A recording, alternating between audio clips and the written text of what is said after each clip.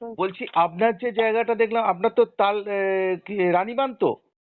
রানীবাঁধ, হ্যাঁ। রানীবাঁধে তো ডক্টর তনুশ্রী কি যেন সোরেন নাকি হাঁসদা, হাঁসদা, হাঁসদা। হাঁসদা ওনাকে দিয়েছে, তাহলে আপনার নাম ঘোষণা হয়নি তাই তো? না, তাহলে আপনাকে টিকিট দিল না কেন হঠাৎ করে? আহ, জানি না, সেটা তো পার্টি বুঝবে। সে কি, আপনি এত কাজ করলেন আপনাকে টিকিট দিল না? মানে কেন? উম, হ্যাঁ, আমি ঠিক ইকুয়েশন মিলছে না আমার, আমি ঠিক বুঝতে পারছি না কেন। তো এটা তো আপনাকে মানে ইয়ে করা হলো, মানে এটা তো অপমান করা হলো। না না, অপমান না, দল যেটা ঠিক মনে করেছে সেটা করেছেন, সেটা না। হুম। বাট জানি না কেন হলো।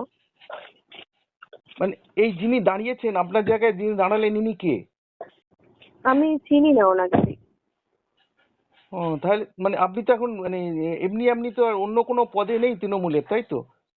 না না না, আমি অন্য কোনো পদে নেই আর। তাহলে তো এটা এটা কি বলবেন? আমি একটা রিয়াকশন চাইছি, আপনি কি বলবেন এটাকে?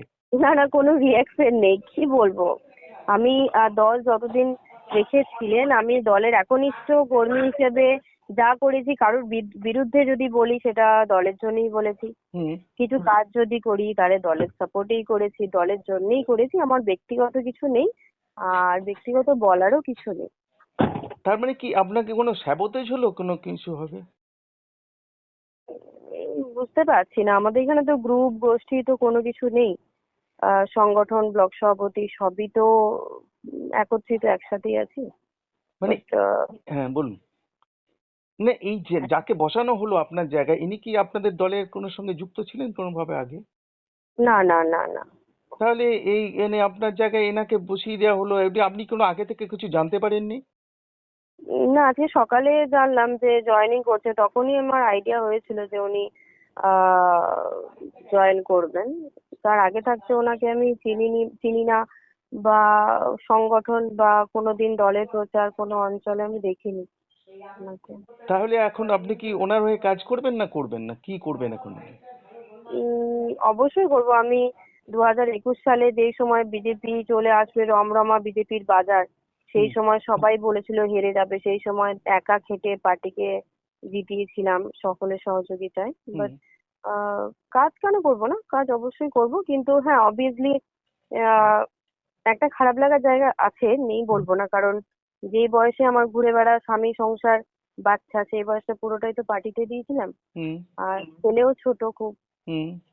তো আমি যখন ফার্স্ট টাইম দাঁড়াই তখন আমি প্রেগনেন্ট ছিলাম। হুম। ওকে নিয়ে এতদিন কাজ করেছি, তো একটু দুদিন চুপচাপ থাকবো, বাট এরকম বিরোধিতা বা এইসব কিছু না, দলের হয়েই কাজ করবো, মানে ওইরকম কিছু আপনি না। তো মানে আপনার তো খারাপ লাগছে, খারাপ লাগার তো জায়গা একটা এটা। খারাপ তো লাগবে, আমি তো মানুষ রে বাবা, আমি তো অন্য কিছু, আমারও তো একটা মন আছে। খারাপ অন্য কিছু না, খারাপ হচ্ছে যে মানে আমার হাজবেন্ডকে বাদ দিয়ে, আমার বাচ্চাকে বাদ দিয়ে 24 আওয়ার শুধু পার্টি ভেবে গেছি, সকাল থেকে সন্ধ্যে অবধি। হুম। ঠিক আছে, কাজ করেছি তো, সেই জায়গাতে খারাপ লাগবে।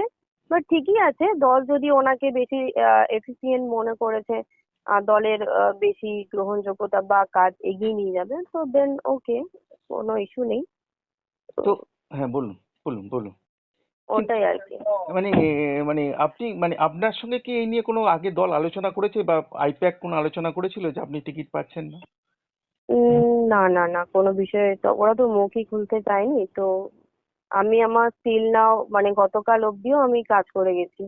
আমার প্রচার, আপনি আমার প্রোফাইল দেখলে দেখতে পাবেন, হুম। প্রতিনিয়ত ডোর টু ডোর বা প্রচার সবই তো করা হয়েছে। মানে আপনি জানতেন আপনি টিকিট পাচ্ছেন?